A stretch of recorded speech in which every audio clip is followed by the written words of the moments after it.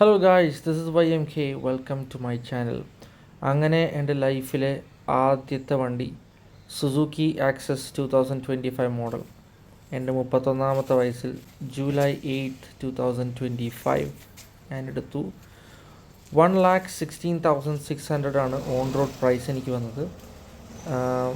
ഞാൻ 8ന് എടുത്തു, 9ന് straight away നമ്മൾ കോയമ്പത്തൂർക്ക് വിടുകയാണ്. അപ്പോൾ ഇന്നിപ്പോൾ ഭാരത് ബന്ധം കൂടി ആയതുകൊണ്ട് റോഡൊക്കെ കാലിയാണ്. നല്ല മനസമാധാനത്തോടെ വണ്ടി ഓടിക്കാം. നമുക്കിങ്ങനെ പറപ്പിച്ച് കൊടുക്കുന്ന സ്വഭാവമൊന്നും ഇല്ലാത്ത ആളാണ്.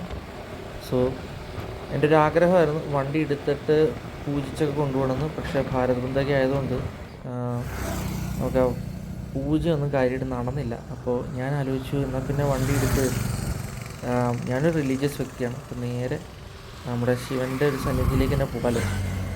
അപ്പോൾ നമ്മൾ കോയമ്പത്തൂരിലെ ആദിയോഗി ശിവ സ്റ്റാച്യു, ഇഷ ഫൗണ്ടേഷൻ, അങ്ങോട്ടേക്കാണ് യാത്ര. ഏകദേശം 189 കിലോമീറ്റേഴ്സിൻ്റെ ദൂരമുണ്ട്. ഞാൻ യാത്ര സ്റ്റാർട്ട് ചെയ്തത് 12:48 PM ജൂലൈ 9ന്. ഞാൻ രാത്രി ഏകദേശം രാത്രിയല്ല 6:20 ആയപ്പോഴേക്കും എത്തി ഇഷ ഫൗണ്ടേഷൻ്റെ അവിടെ. വണ്ടിയെക്കുറിച്ച് പറയുകയാണെങ്കിൽ അത്യാവശ്യം നല്ലൊരു വണ്ടിയാണ്.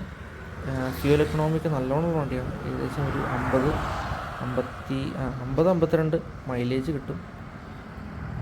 പിന്നെ ലോങ്ങിനൊക്കെ കൊള്ളാവുന്ന വണ്ടിയാണ്. 124cc എൻജിനാണ്.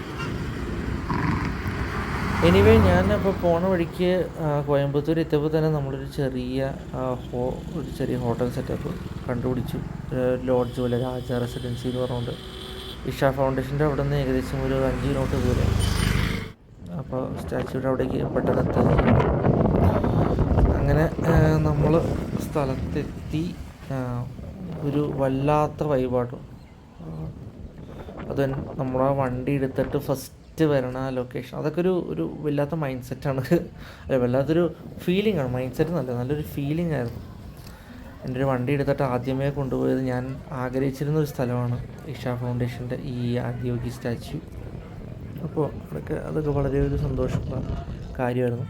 ഇവിടെ ഒരു ലൈറ്റ് ഷോയും ഇതൊക്കെ ഉണ്ടായിരുന്നു, അടിപൊളി. പിന്നെ ഞാൻ വന്നത് ഇപ്പോൾ ഈവനിങ് ആയതുകൊണ്ട് നമുക്ക് ഈ ലൈറ്റ് ഷോ വരെ കാണാൻ പറ്റുള്ളൂ. ഇതിൻ്റെ പിന്നിൽ, ഈ സ്റ്റാച്യൂടെയൊക്കെ പിന്നിലായിട്ട് കുറേ സെറ്റപ്പുകളുണ്ട്. അവിടെ ചെറിയൊരു ഗ്രാമം പോലെ ഒരു സെറ്റപ്പ് ഉണ്ട്. പിന്നെ നമുക്ക് മെഡിറ്റേറ്റ് ചെയ്യാനൊക്കെ ആയിട്ടുള്ള ഒരുപാട് ഫെസിലിറ്റീസ് ഉണ്ട്. പിന്നെ ലോകത്തെ ഏറ്റവും വലിയ നന്ദി സ്റ്റാച്യു ഒക്കെ ഉണ്ട്. അതെവിടെയാണെന്നറിയില്ല, അത് കണ്ടുപിടിക്കണം നാളെ. രാത്രിയിലേ വന്നേ, നാളെ അതെല്ലാം വിറ്റ്നസ് ചെയ്യണം. ഇപ്പോൾ 2 ദിവസത്തെ സ്റ്റേ എടുത്തേക്കണേ.